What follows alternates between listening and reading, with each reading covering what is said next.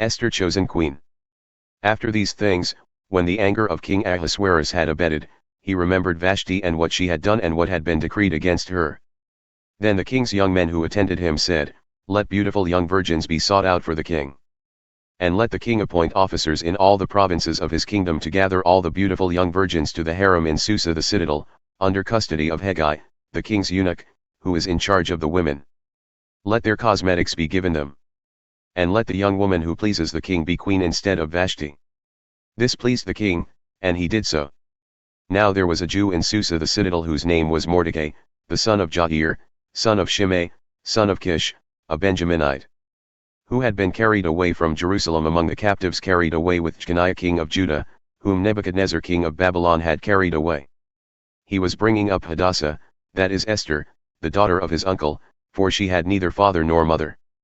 The young woman had a beautiful figure and was lovely to look at, and when her father and her mother died, Mordecai took her as his own daughter. So when the king's order and his edict were proclaimed, and when many young women were gathered in Susa the citadel in custody of Hegai, Esther also was taken into the king's palace and put in custody of Hegai, who had charge of the women. And the young woman pleased him and won his favor. And he quickly provided her with her cosmetics and her portion of food, and with 7 chosen young women from the king's palace, and advanced her and her young women to the best place in the harem. Esther had not made known her people or kindred, for Mordecai had commanded her not to make it known. And every day Mordecai walked in front of the court of the harem to learn how Esther was and what was happening to her. Now when the turn came for each young woman to go into King Ahasuerus, after being 12 months under the regulations for the women, since this was the regular period of their beautifying, 6 months with oil of myrrh and 6 months with spices and ointments for women. When the young woman went in to the king in this way, she was given whatever she desired to take with her from the harem to the king's palace.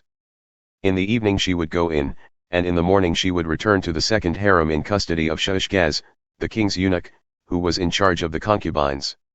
She would not go in to the king again, unless the king delighted in her and she was summoned by name. When the turn came for Esther the daughter of Abihail the uncle of Mordecai, who had taken her as his own daughter, to go into the king, she asked for nothing except what Hegai the king's eunuch, who had charge of the women, advised. Now Esther was winning favor in the eyes of all who saw her. And when Esther was taken to King Ahasuerus, into his royal palace, in the 10th month, which is the month of Tebeth, in the 7th year of his reign. The king loved Esther more than all the women, and she won grace and favor in his sight more than all the virgins, so that he set the royal crown on her head and made her queen instead of Vashti.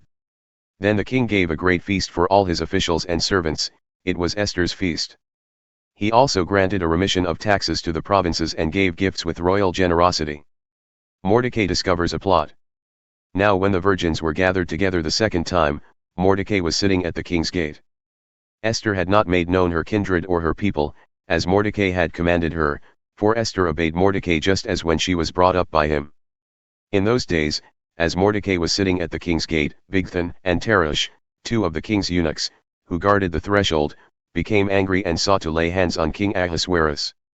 And this came to the knowledge of Mordecai, and he told it to Queen Esther, and Esther told the king in the name of Mordecai.